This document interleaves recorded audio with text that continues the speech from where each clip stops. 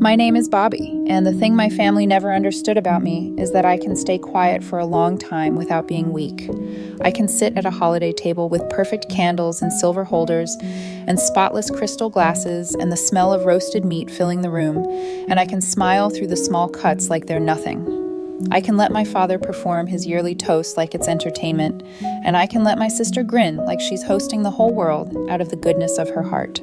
I can do that, and I have done that for years, because it was easier to let them think I didn't care than to watch them enjoy the reaction they wanted from me. That night, the table looked flawless in the way my mother prided herself on, the kind of picture-perfect setting she would later post online with a caption about traditions and gratitude, as if gratitude wasn't something she only expected from other people. My sister sat at the head of the table like she owned the place, telling another long story about her latest business deal and how she was already planning the next one. She talked with that smooth confidence that made strangers believe she was the kind of person who never needed help, the kind of person who always landed on her feet. I didn't bother pointing out that the down payment for her first deal had come from me, wired into her account when she'd sworn she would lose everything if she didn't get it. I didn't remind anyone that the reason she could sit there so comfortable and so smug was because I had been quietly holding the whole setup together behind the scenes. They all loved to call this place the family getaway, the vacation home, the holiday house, as if it had floated into existence because of family love. But it wasn't love that bought it. It was me. I bought the house. I maintained it. I paid the taxes on it. I handled every bill without fanfare, every repair without a group text, every utility cost without a single thank you. Somewhere along the way, my sister decided it was hers. She acted like she was the rightful owner, like we were all coming to her house for the holidays, as if she was the one graciously hosting us. She used the address on everything from bank documents to party invitations. She hosted her friends there and presented it as her property. She hinted she might renovate the kitchen, as if the kitchen belonged to her imagination. She never paid a cent for utilities, repairs, taxes, or upkeep. And every holiday, the pattern repeated itself, little digs from my father, a smirk from my sister, and my mother pretending not to hear. When the main course was served, my father picked up his glass. He always made a toast, but his toasts weren't warm or sentimental. They were performances, and I had been his favorite target for years. He raised his glass with that smirk he always wore when he thought he was about to land a hit. "To the one who can't seem to get their life together," he said. And the familiar chuckles went around the table, the same rehearsed amusement I'd heard countless times. Before the sound even faded, my sister leaned in with a grin, eyes bright, like she was adding the punchline to a joke she'd been telling her whole life. "But at least she makes us feel financially better about ourselves," she said. The laughter that followed was almost reflexive for them, the kind of laughter people do when they want to stay on the right side of whoever holds power in the room.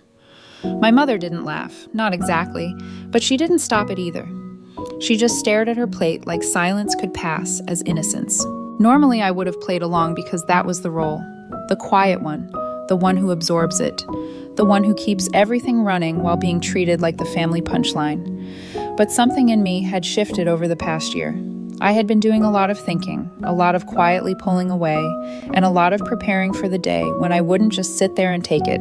I took a sip from my glass, stood up slowly, and waited until I had their full attention. My voice was calm, almost casual, the way it gets when you're no longer bargaining with the outcome. "To the one," I said, "who just sold the vacation home you've been living in, rent-free." The clinking stopped. It was like I dropped a glass on the floor, and every shard of it was hanging in the air.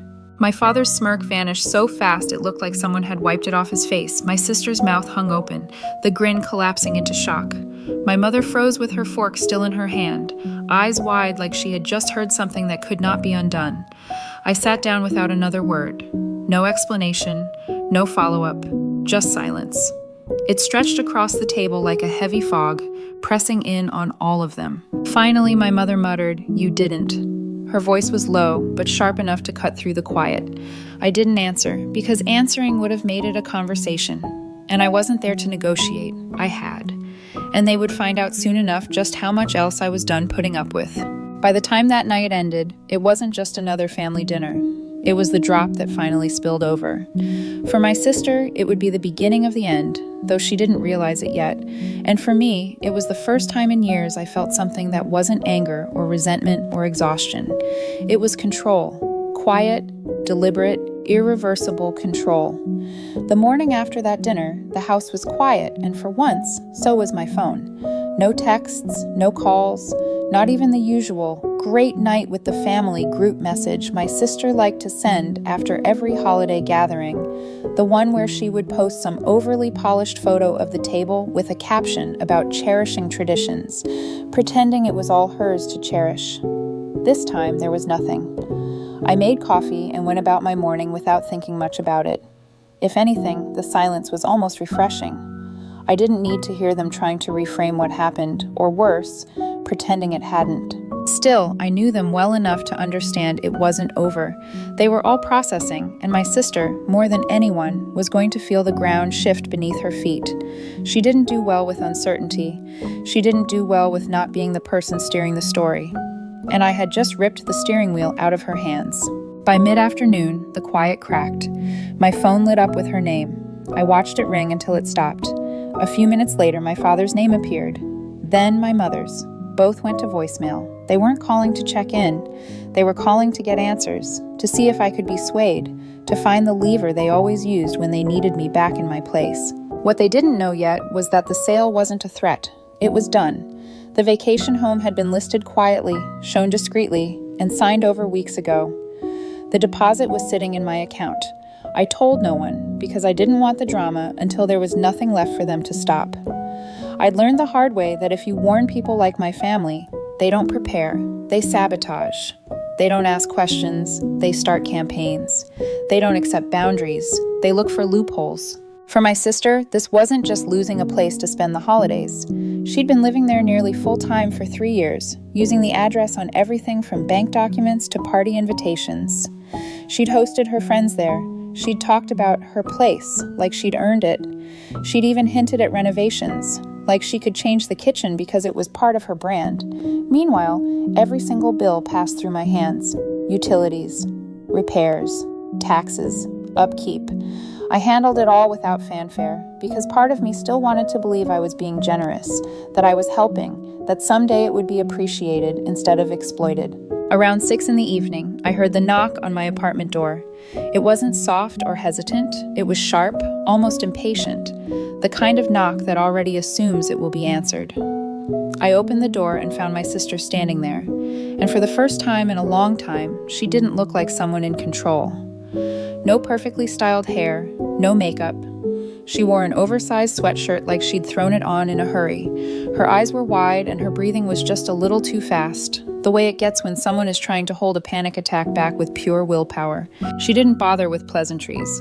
She stepped inside like she owned my apartment too, like the concept of asking permission had never applied to her when it came to me. "You can't just sell it," she said, voice tight and clipped. I shut the door behind her and leaned against it, watching her pace across my living room like a trapped animal. She asked if I was joking. She asked if there was still time to call it off. She asked if I understood what this meant for her, and she said it like I was supposed to be devastated by the fact that it meant something for her. The words spilled out fast, almost tripping over each other, and I let her go on without interrupting once. I'd learned that when you stop feeding someone's panic with reassurance, their true motives start to show. Finally, she stopped and stared at me like she was waiting for my face to soften. When it didn't, her voice dropped. "Bobby," she said, trying to sound reasonable, This is insane. You're overreacting. It was one joke." I held her gaze. "It wasn't one joke," I said. "It was years." Her eyes flicked away, scanning the room like she could find a better argument on my shelves. "Okay," she said quickly, "but even if you're mad, you can't punish me like this. I live there. My stuff is there. My mail goes there. My friends know that's my house." "That's the problem," I replied, calm enough that it made her blink. "It was never your house. It was mine." Her face lost color. She sat down on the edge of my couch like she'd just realized she was in a place she couldn't control. She tried to force a laugh, but the sound came out thin. "You're serious," she whispered. "I've been serious," I said. "For years. You just didn't notice because you didn't have to." She opened her mouth, closed it, then tried again. But I thought, we're family. You weren't using it full time. I was taking care of it, keeping it alive, hosting, making it what it is. You didn't take care of it, I said. You took advantage of it. Her eyes snapped back to mine, anger flaring. That's not fair, she said. I've had stress. I've been building my life. You know how hard things have been. I do, I answered. Because every time things got hard, you called me, and I wired money. Twice I pulled you out of a financial mess you swore would ruin you. I never asked for credit, I never asked for applause, but I also didn't sign up to be ridiculed at a holiday table while you live in a house I pay for. Her lips parted, but no words came. For a moment she looked smaller, not because she was suddenly humble, but because the story she'd been living in was collapsing. The thought of losing the house wasn't just losing a roof, it was losing the image she'd built. Without that address, without that backdrop, she would have to start explaining. She would have to admit she wasn't the self-made success she claimed to be. She would have to face questions she couldn't deflect with charm. When she finally stood up, she didn't slam the door. She didn't throw a parting insult. She didn't even look at me the way she used to, like I was beneath her. She just walked out with her head down, bag over her shoulder, moving quickly like she didn't want anyone to see her. I knew exactly where she was going, straight to our parents. And when they came, because they wouldn't be coming to talk. They'd be coming to restore the old balance. I stood in my quiet apartment after she left, listening to the silence settle back in. I didn't feel guilty. I didn't feel triumphant. I felt prepared, because the sale was done, and now the only thing left was watching them figure out what to do when the person they used to control stopped cooperating. They didn't even wait 48 hours. The knock came the next evening, just after the streetlights outside flickered on, that soft hum filling the space between day and night. It wasn't tentative or casual. It was heavy, deliberate, the kind of knock that says, "We're here to settle something." I didn't need to look through the peephole to know who it was. My body recognized the sound before my mind caught up. When I opened the door, both of my parents were standing there. My father's shoulders were stiff, his jaw set tight like he'd been practicing this conversation in his head. My mother clutched her purse with both hands, as if it were some kind of anchor, something to keep her steady if things went sideways. They stepped inside without waiting for an invitation, carrying that familiar energy of people who believe they still have authority just because they've always had it. I closed the door behind them and didn't offer drinks. That alone felt like a statement. My father took the armchair, settling into it like a judge claiming the bench. My mother perched on the edge of the couch, ready to spring up if she needed to smooth things over or shut something down. The room felt smaller with them in it, like the walls remembered old arguments and were bracing themselves. He didn't bother with small talk. "Your sister's in shock," he said, "and frankly, so are we. This thing with the house, it's drastic." His tone had that clipped edge he used when he thought he was being reasonable, when he believed his words carried the weight of logic simply because they were his. I stood across from him, arms crossed loosely, not defensive, just grounded. "It's not drastic," I said. "It's overdue." My mother inhaled sharply, like she wanted to interrupt, but my father pushed on. "That house became part of the family," he said. "You don't just pull something like that out from under people without talking it through." I met his eyes. "When's the last time either of you paid for a repair?" I asked. "Or a single month of utilities? Or property taxes? When's the last time you contributed anything at all to that house besides opinions?" My mother opened her mouth, then closed it. She looked down at her purse like the answer might be written on the leather. The silence stretched, thick and uncomfortable. My father shifted in his seat, his foot tapping against the rug. "Family sticks together," he said finally. "Sometimes you help each other out. That's just how it works." "No," I replied. "Family doesn't mean being the permanent safety net while being mocked for supposedly not having your life together. Family doesn't mean silently footing the bill for years, so someone else can live like a host in a house they never bought, only to humiliate you at your own dinner table." The words hung there, heavier than I expected. My mother's expression softened, not with defensiveness, but with something closer to uncertainty. "Maybe," she said carefully, "maybe things were misunderstood. Maybe we didn't always show enough appreciation." She used the word maybe like it could smooth the edges, like it could turn years of behavior into a miscommunication. I didn't let it pass. "There is no maybe about it," I said. "You took me for granted, not once, not accidentally, as a pattern." They didn't deny it. That was the part that surprised me most. There were no excuses, no attempts to rewrite history, no sudden claims that they had done more than I remembered. They just sat there, absorbing the truth like it had finally caught up to them and there was nowhere left to run. When they finally stood to leave, my father was the first out the door. He didn't look back. My mother lingered for a moment, turning toward me with an expression I hadn't seen before. It wasn't disappointment or expectation. It was something closer to recalibration, like she was seeing me not as the child who would always cover the gaps, but as someone who had stepped out of that role entirely. She didn't ask me to undo the sale. She didn't try to guilt me. She just nodded once, faintly, and followed my father into the hallway. I stood in the doorway for a moment after closing the door, listening to their footsteps fade. The quiet that settled afterward felt different than before. It wasn't fragile. It wasn't waiting to be broken. It felt earned. For the first time in years, I wasn't on the defensive. The power dynamic had shifted, and they all felt it. But I also knew my sister wasn't going to absorb this loss in silence. She had an ego that couldn't stand public cracks, and losing that house was going to leave one big enough for the whole family to see. She wouldn't come at me directly, not at first. She'd start working through the people she thought she could turn, and I was ready for that too. By the third day after the dinner, I knew my sister had gone into full damage control mode. She wasn't calling me. She was calling everyone else. Friends I hadn't spoken to in months had suddenly reached out, messages opening with careful concern, the kind that pretends to be neutral but is really fishing for information. Some asked how I was doing. Others asked if everything was okay with the family. A few went straight to the point and asked what had really happened with the house. They all had the same tone, cautious and tentative, like they were afraid they'd step on a landmine if they phrased things wrong. It didn't take long to understand why. In her version of events, I had blindsided her. I had sold the family home right out from under her, the same home she claimed she had helped build into what it was. She painted herself as practically homeless, a victim of my cold, impulsive decision. She left out every important fact: that the house was mine, that I bought it, paid for it, and maintained it alone, that she had lived there rent-free for years while using it to elevate her image. At first, I let it go. I figured the people who mattered would see through it. I didn't feel the need to defend myself against a story that couldn't hold up under even mild scrutiny. But then the calls got stranger.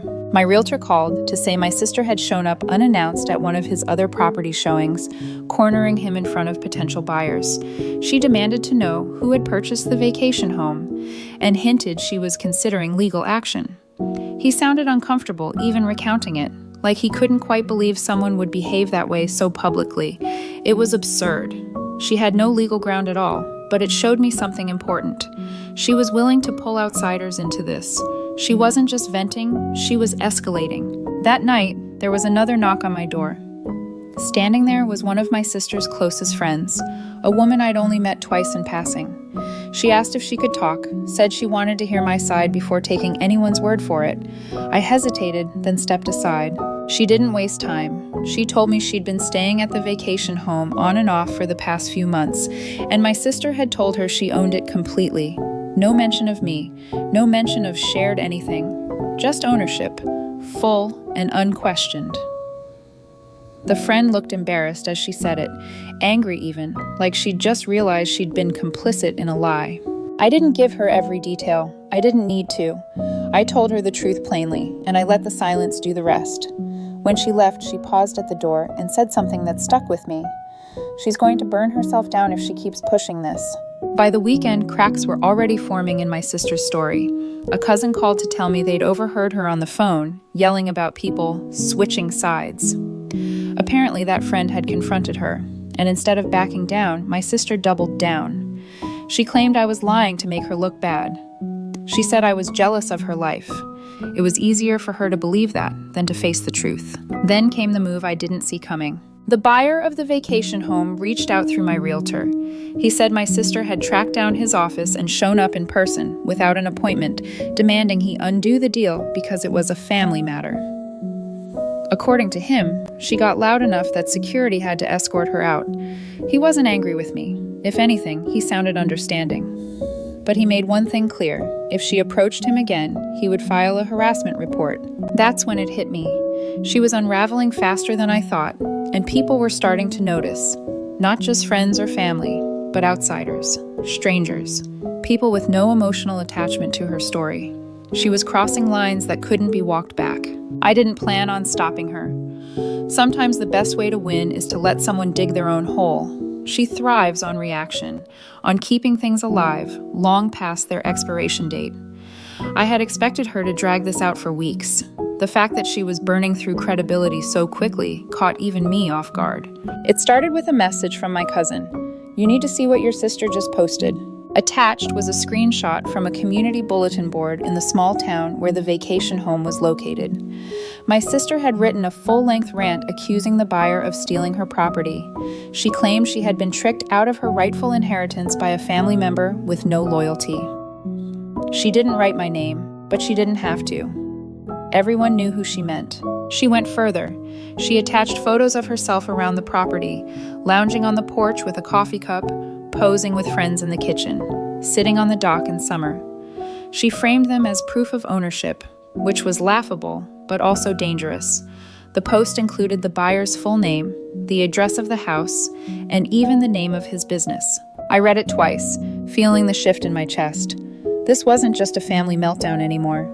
She was dragging an innocent third party into her mess. The buyer called me that afternoon. His voice was calm, but I could hear the irritation underneath. He told me clients were calling him all day asking what was going on, that she was making him look like a criminal. He paused, then said if she kept this up, he'd have his lawyer file for a restraining order, and if it came to court, he'd need me to testify. I told him I understood, and for the first time in this entire ordeal, I made a decision I hadn't wanted to make before. I called my parents and pulled them directly into the fire. When I called my parents, I didn't soften anything. I didn't summarize. I didn't protect her. I told them exactly what my sister had posted, where she had posted it, and what she had included. The buyer's name, his business, the address of the house. I told them he was preparing legal action and that if it went that far, I would testify. Not against family, but for the truth. There was silence on the line, the kind that tells you people are finally seeing the full picture and realizing there's no way to spin it anymore. My father was the first to speak. "We'll talk to her," he said. But his voice didn't carry the authority it used to. It sounded tired, unsure, like someone who already knew the conversation wouldn't end the way he hoped. That night, my mother called me back. Her voice had none of its usual edge. She told me they'd confronted my sister, and it had gone exactly the way I expected. She exploded, accused them of siding with me, accused them of betrayal, stormed out before they could say anything that might land. Then my mother said something I'd never heard from her before. "I think you were right," she said quietly. "This was never just about the house." The next morning, I woke up to a voicemail from my sister. No screaming, no accusations, just a flat, tired voice saying, "I need to talk to you alone." She didn't say why, but I knew she'd felt the shift. She'd realized every move she made from here on could be used against her. Not just by me, but by someone outside the family with real leverage. I didn't call her back. 3 days later, she showed up at my door. This time, there was no sharp knock, no impatience in her posture. She stood half-shadowed behind the frosted glass, waiting. I opened the door and stepped aside without a word. We sat at my kitchen table, the same table where I'd eaten countless quiet breakfasts alone. She kept her hands clasped, eyes drifting around the room, but never really meeting mine. For a long moment, neither of us spoke. It wasn't awkward silence.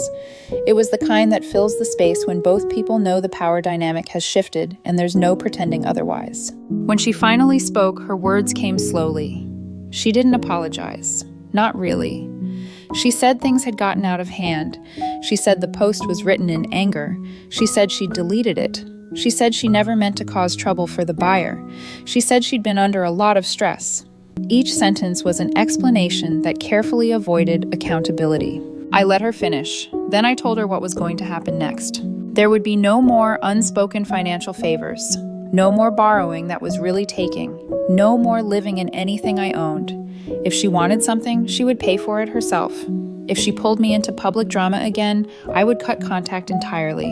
No second chances, no negotiations. She didn't argue, she didn't joke, she didn't twist it around. She just nodded once, eyes fixed on the table, like she couldn't stand to look at me while agreeing. When she left, I closed the door and thought, that's it. It's done. I was wrong. A week later, the buyer called me unexpectedly. I braced myself, assuming there was another problem, but instead he thanked me for keeping things from spiraling further. Then he mentioned something that made me almost laugh out loud. My sister had contacted him again, not to harass him this time, but to ask if he'd consider selling the property to her once she got the funds together. She offered to pay full market value, as if money was the only obstacle between her and rewriting history. The irony was, she didn't have anywhere near what she'd need. She'd have to find investors, take out loans, or ask our parents for help. I could already imagine the conversations, the mental gymnastics she'd use to frame herself as the rightful owner, fighting to reclaim what was hers. That's when it hit me. She hadn't learned the lesson. She wasn't moving forward.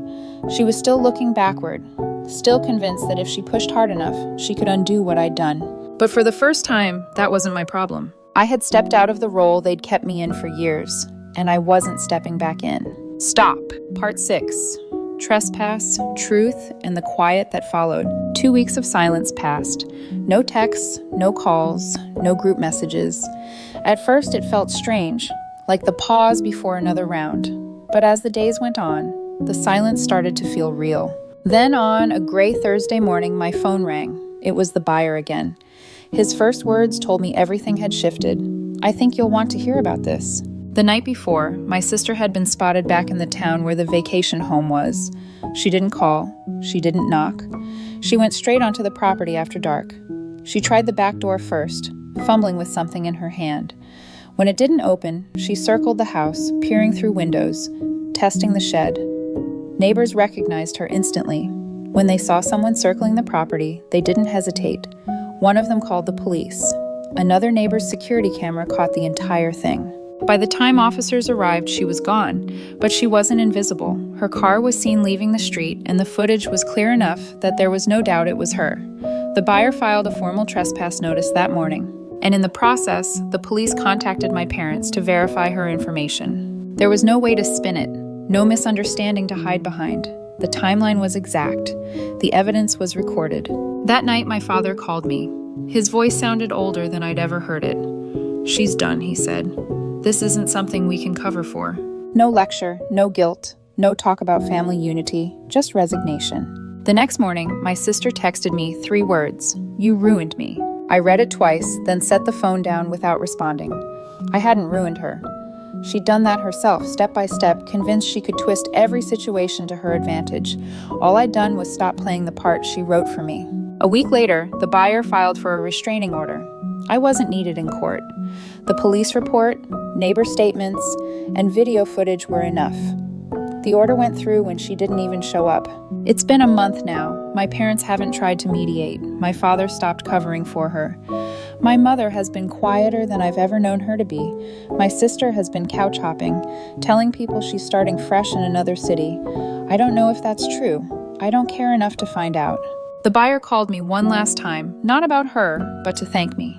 "It's rare someone cuts ties before the chaos destroys them," he said. "Most people keep paying for it. Now my life is quiet. Not the kind of quiet that waits for the next blow, the kind that gives you space to breathe." I didn't just sell a house. I sold the last piece of ground she could stand on while talking down to me. I closed the door on years of being the safety net, the silent provider, the family joke. I'm not angry anymore. I'm just done. And for the first time in a long time, that feels like winning.